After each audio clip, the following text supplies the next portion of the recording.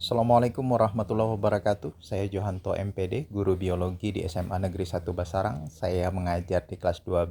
Hari ini saya akan membuat media pembelajaran dengan tema metabolisme, subtema glikolisis menggunakan gadget. Mari saksikan. Hari ini kita akan mempelajari tentang glikolisis yang merupakan proses pertama pada respirasi sel.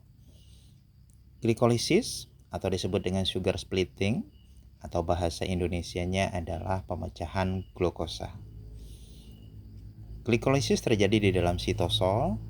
Glikolisis memecahkan glukosa yang mempunyai atom C6 dibongkar menjadi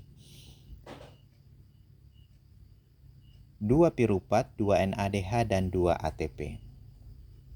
Bagaimana prosesnya? Perhatikan dengan seksama karena prosesnya cukup panjang. Terdapat 10 tahapan glikolisis. Tahapan pertama adalah mengubah glukosa menjadi glukosa 6-fosfat. Enzim yang berperan di sini adalah enzim heksokinase.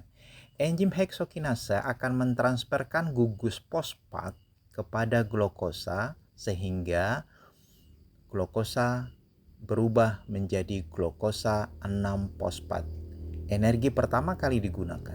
Pada tahap kedua adalah glukosa 6-fosfat akan diubah menjadi fruktosa 6-fosfat dengan bantuan enzim fosfoglukoisomerase. Pada tahap yang ketiga adalah fruktosa 6-fosfat akan diubah menjadi fruktosa 1,6-bifosfat dengan bantuan enzim fosfofruktokinase. Fosfofruktokinase ini akan mentransfer gugus fosfat sehingga di sini kembali energi digunakan dalam bentuk ATP.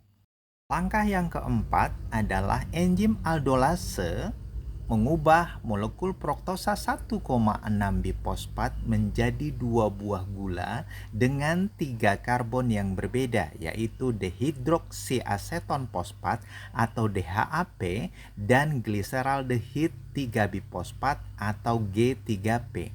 Langkah yang kelima adalah terjadi konversi antara DHAP dan G3P, di mana kedua reaksi ini tidak pernah mencapai sebuah titik keseimbangan, sehingga gliseraldehid 3-bifosfat menjadi langkah berikutnya. Nah, pada tahap 1 sampai tahap 5 ini dikenal dengan istilah investment fase, karena pada tahapan ini penggunaan energi dalam bentuk ATP digunakan sebanyak 2 kali.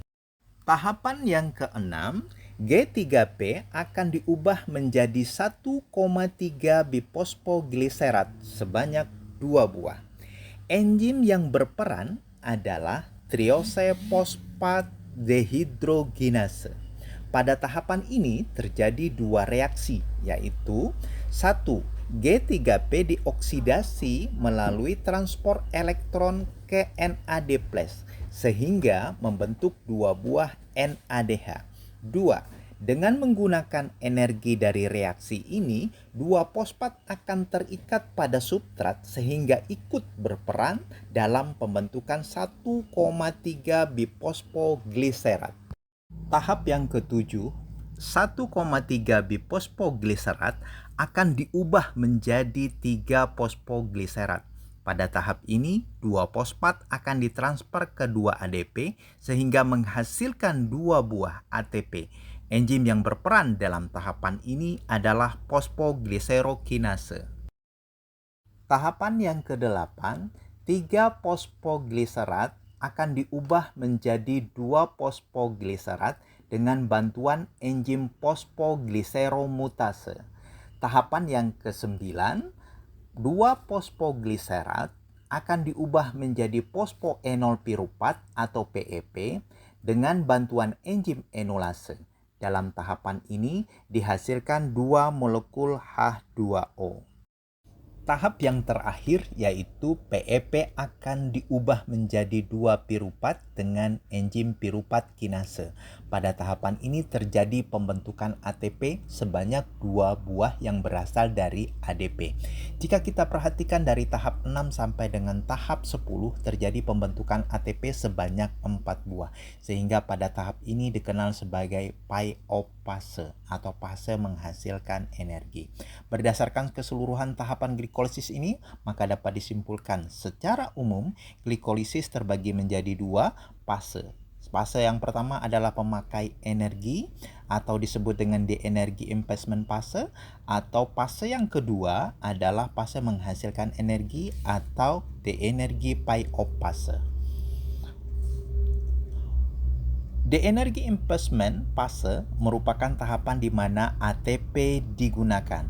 ATP yang digunakan sebanyak 2 buah.